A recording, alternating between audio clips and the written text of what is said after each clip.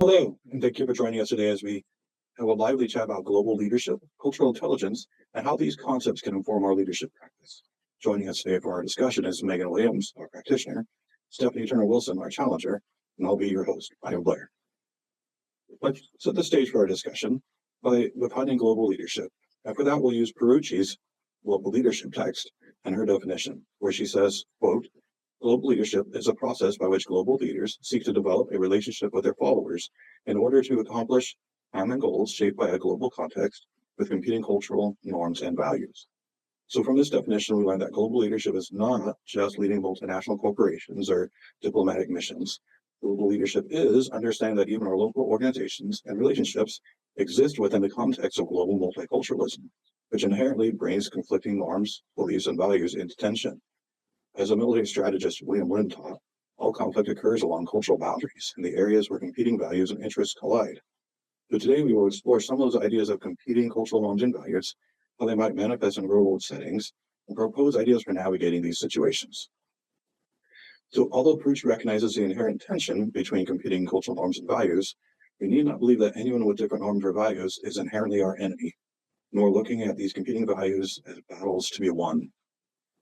Sun Tzu teaches in The Art of War, to win 100 victories and 100 battles is not the acme of skill. To subdue the enemy without fighting is the acme of skill. The enemy in an organization is not people with different norms or beliefs. It's the dysfunction that results from avoidable conflict that stems from different values and beliefs. Again, the enemy is not the person. The enemy is the dysfunction of the conflict. And dysfunction and conflict is avoidable. We can seek to be the kind of leader that actively avoids and diffuses conflicts. Hardin illustrates this in our book, Cultural Intelligence.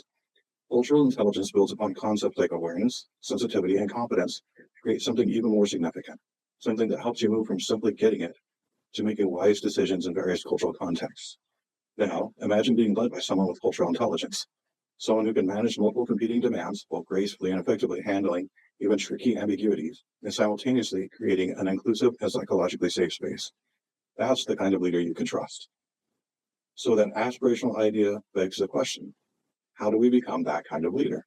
Again, we can take a hint from Sun Tzu, where he said, if you know the enemy and know yourself, you need not fear the result of 100 battles. So it seems there are two elements here to understand. One, knowing ourselves, our own values, norms, biases, and our blind spots. And two, knowing our enemy. And again, our enemy is not people. Our enemy is conflict and dysfunction that arise from competing norms and values in organizations. We know ourselves and we know our enemy, conflict and dysfunction. We can build and lead effective organizations in this global multicultural context. So enough of me setting the stage. Let's hear what our experts have to say. Let's start with the first step of Sun Tzu's advice, knowing ourselves. How do you understand your own culture and beliefs? Let's start with Megan. Yeah, so that's a great question. I think for me, what is most important is first identifying, I think it's important to identify what your culture is and what your beliefs are first before you can understand them and their effects.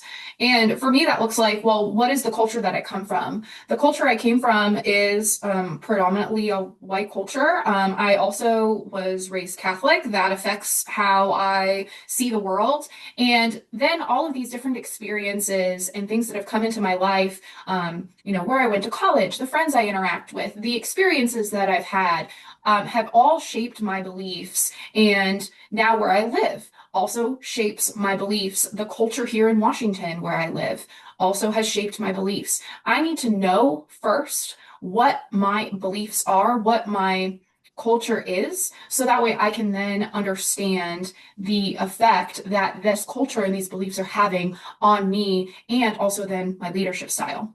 And I think in our the Leading the Globe podcast, to really understand, not only identify, but then we have to then understand, right? So how do we do that?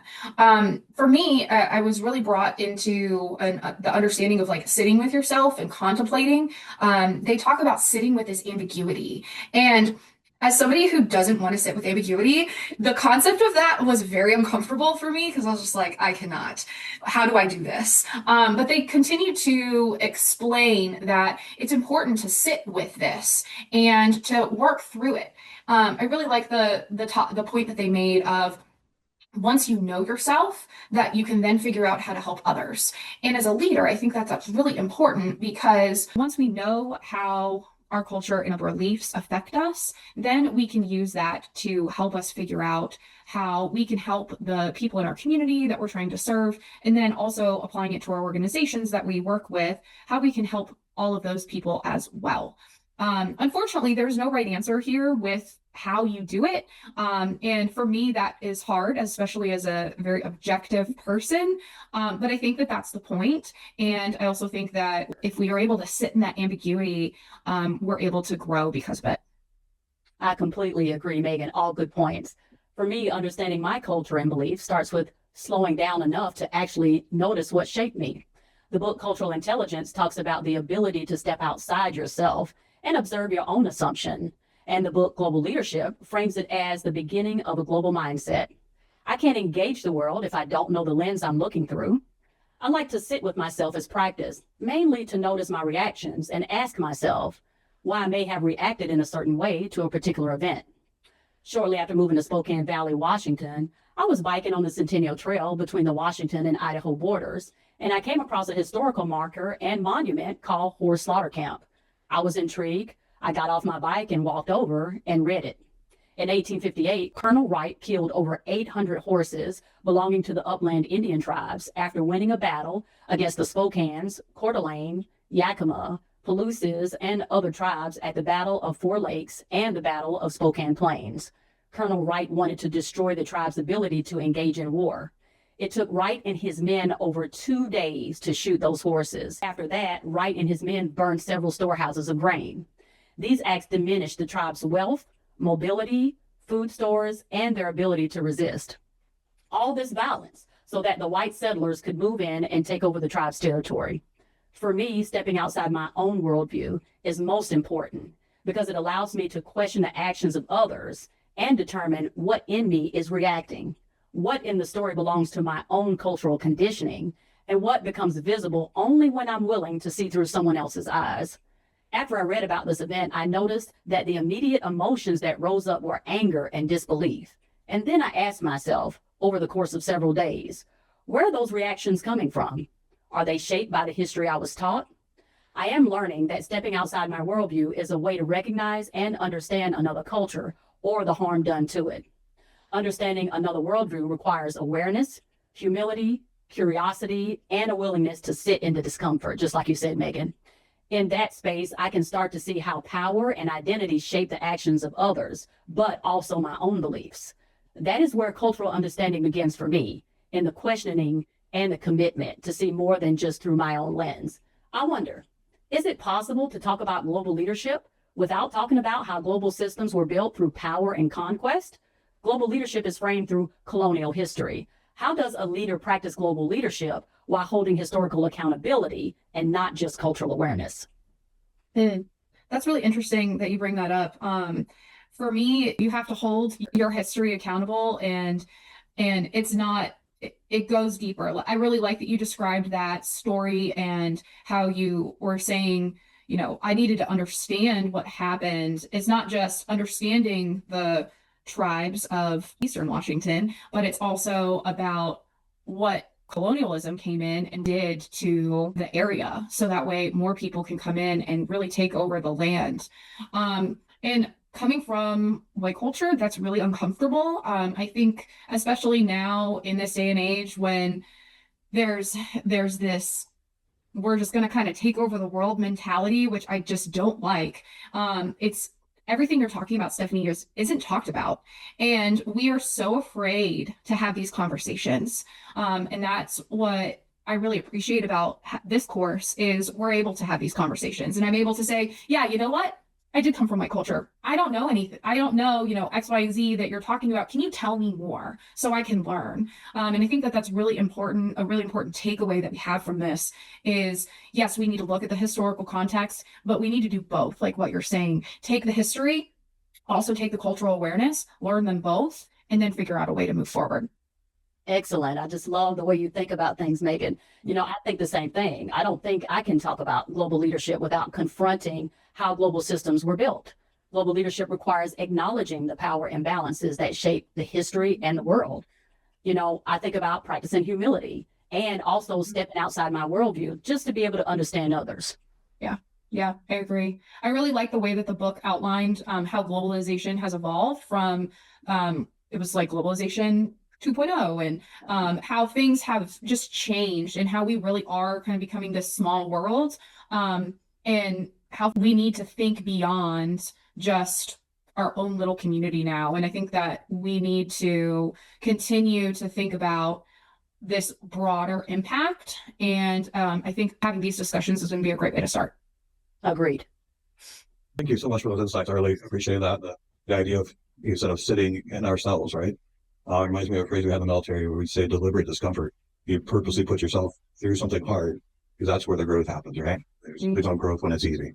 Yeah. So with that in mind, and sticking with the theme of knowing ourselves better, how do you identify your strengths and weaknesses? Yeah. Well, I'm going to jump right in as the objective person and say, take a leadership, understand your characteristics and take an inventory.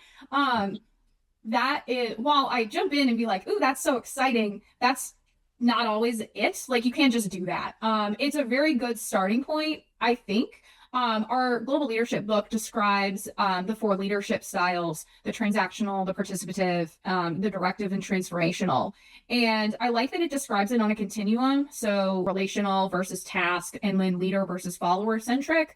But like I said, it's just a typology. So it's a good place to start. So we can acknowledge that, oh yeah, I am very transactional, but in certain situations, and the book describes this, you need to be able to shift into different types of leadership styles. One of the things I learned when I was an administrator in K-12 was we always make our money in the gray. That's one of the things my head principal taught me. And there's never this objective like, you're here, you're here. There's always this gray area. And I think it's important for us to always identify that gray area and figure out what else there is, especially when you're talking about strengths and weaknesses. It can't just be about, I'm good at this, I'm bad at this. There's gray there. And I think another great point that was brought up in the cultural intelligence book was about seeking external advice. And I know that it was specifically tied to learning about the physical part of cultural intelligence, but I really think it can be applied here when it comes to global leadership. When you're talking about getting feedback from other people, this can come in a variety of ways. I can ask my husband, hey, and I actually did this today. Hey, I need to send this email to an employer partner. Is this good? Can you give me some feedback here? He did. And we have similar conversations. We're both in leadership positions at our organizations, and we have conversations back and forth about how we can be better leaders. In an organizational perspective, you can get your team that you lead, or even if you're not in a position of leadership in your organization, you can still get feedback for how you can communicate better and identify those strengths and weaknesses so you can improve. And I really, again, always go back to, if you're getting feedback, if you're understanding more, you're really talking about always learning, always growing. And I think that's really important as a leader, to constantly be developing and improving on your strengths and weaknesses. Megan, I absolutely love your feedback there. Just wonderful points, things that I'll be thinking about as well in the back of my mind as I continue on this leadership journey. When I think about strengths and weaknesses and how they show up, I think about relationships. The book Cultural Intelligence and Global Leadership remind me that cultural intelligence is behavioral. It shows up in how I adapt. And global leadership is relational. It shows up in how I connect. I believe the best way to practice my strengths and limit my weaknesses is to see things from multiple perspectives. In the podcast, a Daiwa story was told about a maiden and a fish.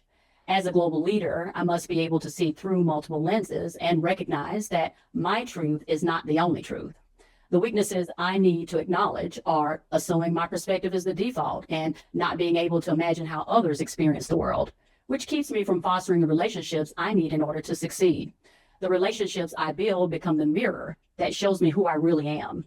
They reveal the places where I'm flexible and curious, and they expose the moments when I'm rigid or blind to someone else's reality. In that sense, relationships are both the testing and training ground for global leadership. They force me to address my assumptions, slow down enough to listen, and recognize when my worldview limits my ability to connect. When I approach relationships this way, they're more transformational and less transactional. That got me to thinking about a possible scenario we can consider together. Let's imagine we're leading a global team and a colleague from another country quietly pushes back on our proposal in a way we don't understand. Do we assume they're being difficult? Or do we pause long enough to consider that their perspective might reveal the limits of our own? Interesting. Yeah. For me, I think you definitely pause. That's kind of hard always when, as leaders, I know we want to jump in and solve the problem because that's what we're supposed to do, right? And at least in our American culture, American organizational culture, it's like jump in, solve the problem. But I think this is a great opportunity, like you mentioned, to pause and to help you address some of those things that you were mentioning about addressing assumptions, listening, those things. We tend to forget that, especially in our Western culture, and help you identify the gaps. And I think this is an opportunity to improve communication. And again, I'm an educator, an opportunity for learning. So anytime you can learn, you can communicate and then learn from each other. And then also as a leader, share feedback as a team and figure out what you can do better next time. Yeah, a lifelong learner. I love that. It's always something at the forefront of my mind. When I think about that too, I kind of agree with you, Megan.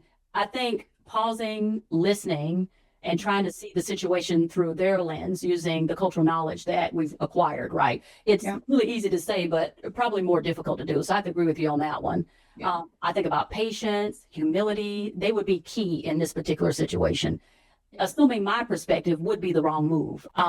Mainly because maybe I have a lack of cultural awareness, and that could be the issue itself. So I think you're right. I think keeping that in the back of your mind, knowing that it is a little difficult, but just pausing and just, doing the hard work, and it will come after practice. Yeah. Awesome. Both jumped right in on the idea of cultural intelligence. And we talk about that survey of our own strengths and weaknesses. And we talk about the book, and Hardin breaks it down into the 3-factor model of cognitive, emotional, and physical aspects. And, as we think about those things and we think about improving ourselves as leaders, how do we foster that in our workplaces, to build that intelligence in others? And how we show up and do that in a work setting, is that different than in other organizations like nonprofits or volunteers or other kind of groups? Are there differences, or is it all the same? Sure. Well, I want to first, Ryan, talk about what your second question was, is do we do this differently? I do think we maybe approach it differently, but I don't necessarily think we don't do the work. I think you do the work. How you do the work may be different, especially in a corporate organization where you have to go through HR and you have to go through a 15-step process to acknowledge, to create let's say you're making a land acknowledgement for your organization. And in corporate America, I'm sure there's probably a 15-step process to make that happen. And then it has to go to legal, then it goes through HR, and then communications and like all of these people and places, right? But in maybe a nonprofit setting or I know in my organization, I'm not in a corporate setting, I'm in a nonprofit setting. I would go to my team and say, hey, I think it's really important that we have a land acknowledgement. Here's why, and give the reasoning. And then we would create it. We would probably still run it through legal, and then it would be there. I think there's less barriers in different organizations. In a more traditional organization, it's just I get the sense that it's very rigid, just based off my experience. And to kind of delve into just very briefly how you could do this in a workplace is, I think you need to learn from others. I think going back to what we keep talking about is learning from other people, constantly learning and growing, not making assumptions about culture. And I think the Cultural Intelligence book describes these so well at the very end. They give very clear action steps. And especially as leaders, it's important for us to guide our organization so we can challenge people to learn about different cultures, not just within our own organization, like who our different people are on our team, but also the communities that we serve. So we serve, in my nonprofit, we serve veterans communities, immigrant and refugees, all of those populations. So I need to learn about those cultures, but I also need to learn about the fact that my office is in Seattle. So I need to learn about Seattle culture and how that affects, because it all plays together. And I think it's important to then accept all of those, different cultures, accepting that diversity, not just talking the talk, but walking the walk. I really don't think it's enough to have just a statement on your website to say, you are diverse, you understand culture. People want more, and you need to be able to really describe what you do and make sure that there are actions behind your words. Something important you really said, Megan, that I just really loved is that you have to learn the culture in Seattle. And I was just thinking that goes back to my first answer about learning the culture of Eastern Washington. And I think it is very important to learn about the culture that's right in front of you, that's right in your backyard, to help you then understand the concepts and the cultural awareness throughout the globe. But when I think about how cultural intelligence shows up in the workplace, I think about which stories are told and which are ignored. I believe cultural intelligence shows up in who gets to speak, who gets promoted, and whose cultural norms become the way we do things around here. As global leaders, we need to ask whose story is centered and whose story is missing. We should notice when one culture becomes the default, and it's not enough to just notice. We then need to ask why. Traditions are not neutral. They tend to benefit some and exclude others. For-profits often prioritize efficiency and scale, while nonprofits often prioritize mission and community. Both fall into cultural blind spots, and both can leverage cultural intelligence. Awareness is the starting point, and equity is the action. We can build cultural intelligence in the workplace through practical application by creating systems that expect and invite multiple cultural perspectives into decision-making. It can look like slowing down meetings so that every voice is heard, redesigning hiring and promotional processes to interrupt bias, and creating feedback loops where people can safely name when a norm is excluding them. It also means that we, as global leaders, should model curiosity, ask better questions, check our assumptions, and be willing to adapt our behavior when someone else's cultural reality calls for a different approach. You know, that gets me to thinking, how do we expand the definition of global leadership to include leaders who never cross borders, but whose communities are shaped by global forces? That's really interesting, because you're right, that happens a lot more than we like to think. We read in our book about all of these leaders that are traveling the globe and all over the place. That's not everyone's reality. So I think it's important that everyone still is culturally intelligent. They need to understand, regardless of where you are, you need to understand the people that you serve.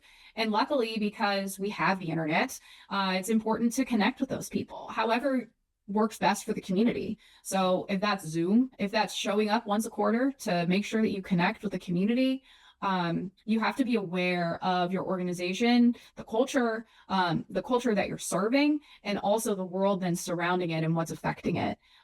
We don't live in a bubble anymore, and I definitely think we need to do more as leaders to understand culture and how it is affecting the people that we serve. Yeah, just like you, Megan, when I think of a global leader, I think of somebody who's jet setting the world. And that, you're right, more than likely, it's not typically the case. When I think about like global leaders and I think about leaders, do they really need to cross borders? And I think you're right, they don't need to. We practice global leadership when we understand how those forces impact our local community and respond with awareness and humility. We should also respond with a commitment to see beyond our worldview, and then that automatically makes us global leaders. Yeah. So I appreciate both of you really bringing this back to that local personal level, right? Because that's where we start on all these things. And so you're right, we do the work, but sometimes we have to do the work differently. And especially in the workplace where the structure is so rigid, often legally imposed. How do we navigate that space where that tension of culture and values that the person brings doesn't conflict and cause that dysfunction within our group? How do we find compromise without asking others to compromise who they are as a person? Really interesting. You're bringing all of that up. Go ahead, Stephanie. Yeah, I think I'll tag in on this first, Megan. Yeah. Let's go, Mrs. HR. When I think about these questions through the lens of the TED Talk that we watched, What It Takes to Be a Great Leader, Mrs. Torres touches on the importance of network diversity. Putting myself in the shoes of a global leader, I'm reminded that cultural intelligence is not just about knowing that other cultures exist. It's about examining the limits of our own relational world. Most of us move through networks filled with people who look like us and think like us. These individuals also tend to validate our assumptions. That comfort can quietly narrow our awareness and unintentionally shape who receives opportunities. When we intentionally diversify our networks, we expand our capacity to understand perspectives beyond our own, enabling us to build trust across meaningful differences. A culturally intelligent leader pays attention to who's missing from their circle and who they invite into the decision-making spaces. Our ability to form authentic relationships with people who are different from us racially, culturally, socioeconomically, or politically reveals whether we are truly committed to equity or simply comfortable with diversity in theory. Trust across differences grows when people feel seen and respected. They tend to collaborate toward a shared goal. In that sense, the diversity of our networks becomes a measure of our leadership. Stephanie, you're spot on. So just practically talking about making sure that we're respecting communication styles, cultures, supporting it across the organization. We definitely want to make sure that we create an environment that people want to be in and stay in. I read just recently, I think it was in the New York Times, about how people are going, even though, things may be a little, things are wonky in your organization, but if you've created that environment where people are wanting to stay, and that there's and there's a culture that you have built where that honors that diversity and that respect, people are going to stay, even though they may want to leave their job for other reasons. They're going to stay because the culture is so strong. And I think it's important as leaders that we foster that, but then also if there are things that need to come up and that need to be discussed, that we're transparent about any sort of mistakes or things that we're making within that culture, and then just again communicate and improve so we can foster that really positive culture moving forward. That brings up a question. How do we ensure that relationships across cultures are reciprocal rather than transactional? Yeah, you're right. Everything we're talking about is transactional. What you can do for me, what you can do for your people. But I think going into some of the topics that were mentioned in the podcast and going back to what we were talking about earlier is to sit in that ambiguity, to reflect, to learn from others, be open to learning, and then just staying genuinely curious. And actually staying genuinely curious. I know I mentioned previously, like we need to talk the talk and walk the walk, and being curious is one of those things. Yeah, when I think about that same question, I think about when one side benefits from another's knowledge or culture without offering anything of equal value in return. We must slow down and acknowledge the power differences in order to build relationships, keeping in mind that the most important factors are listening to one another and being accountable to one another for the mutual benefit of both parties. We're coming to the close of our time here. And that brings us to the final question. What are you going to do about it? What are some things that coming out of this discussion, each of you are considering addressing? And I'll go first. I was reflecting on my past travels and experience with learning different languages and how language opens insights into culture, because the words mean things and they mean different things in different contexts. So I need to get back into the practice of studying some of the languages that I used to be a little bit more fluent in. So that's my personal commitment coming out of this. You want to share anything? Yeah, I think for me, it's short and sweet. Where I am in my life, I need to sit, I need to think, I need to observe. I don't do that enough. I'm a jumpy, go and I've already mentioned this. I go and solve. I want to solve problems. And I really just need to sit and learn more about others and be open to listening and really, and honestly, just get uncomfortable. I love that, Megan. That's awesome. I think the call to action is simple. Build workplaces where global values are practiced, not performed, where every interaction becomes an opportunity to learn across cultures. The world doesn't change because we read about leadership. The world changes because we practice it. Great. Well, Megan, Stephanie, this has been awesome. I've learned a lot. I hope everyone else listening in has learned and grown because of this. And so that leaves the final question for everyone else listening. What are you going to do about it? Leave your comments below and we'll respond to all of them. Look forward to learning from each of you.